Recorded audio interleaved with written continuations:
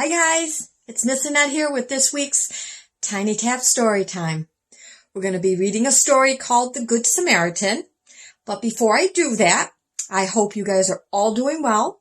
I hope you guys are having fun even though you might be missing your friends at school while you are at home. And I'm also going to introduce you to, this is my grandson. His name is Evan and he was born yesterday. So we're going to move on to our new story. Thought you guys might like to see a picture of a baby. Most of us like babies. The Good Samaritan.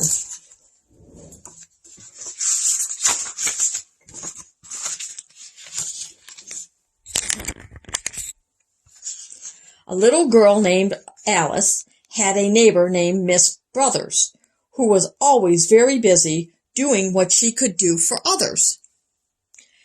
Alice liked to visit, for it felt so peaceful there, sitting on the big wide porch, rocking in a chair. She took her Bible storybook while visiting one day and chose to read of Jesus and a man who came his way. "How can I get to heaven?" was a question from the man. Jesus answered with a story of the Good Samaritan.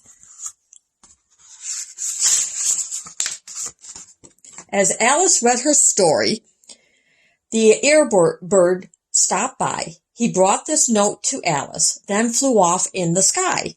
"Reading is the magic key to take you where you want to be." Her book became a magic screen. The screen grew tall and wide, and Alice walked on through the screen to Bible Land inside. Alice was sent back in time. The story she was reading came to life before her eyes.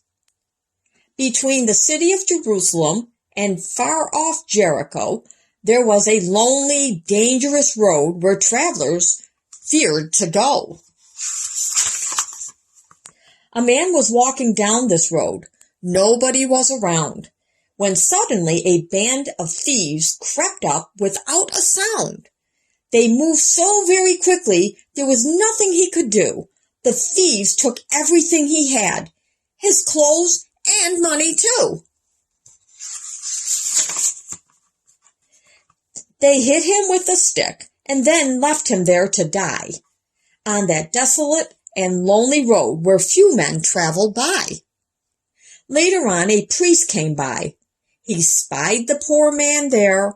He saw that he was beaten, and he had no clothes to wear. But he didn't stop to help him or see if he was dead. The priest was in a hurry, so he crossed the road instead. Soon a helper from the temple called a Levite came along. He saw the injured man and knew that something must be wrong. This Levite didn't slow his pace or see what he could do. He had to get to temple, so he hurried on by too. Now both the priest and the Levite ignored the man in need. Even though they were his neighbors, they didn't do a helpful deed. At nighttime came a stranger, trudged down that same road too. He saw the man, and instantly he knew what he must do. "There's someone injured lying here, a badly beaten man. If he's alive, I'll help him in any way I can." The stranger was from Samaria, a fierce, unfriendly land. Yet the Samaritan stopped on the road to offer a helping hand. The Samaritan asked softly if there was something he could do.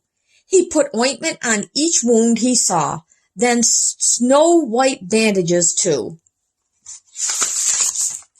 He helped him on his donkey and walked beside his injured load until he found a place to stop and in beside the road. All through the hours of the night, the Good Samaritan did everything that he could do to help the injured man.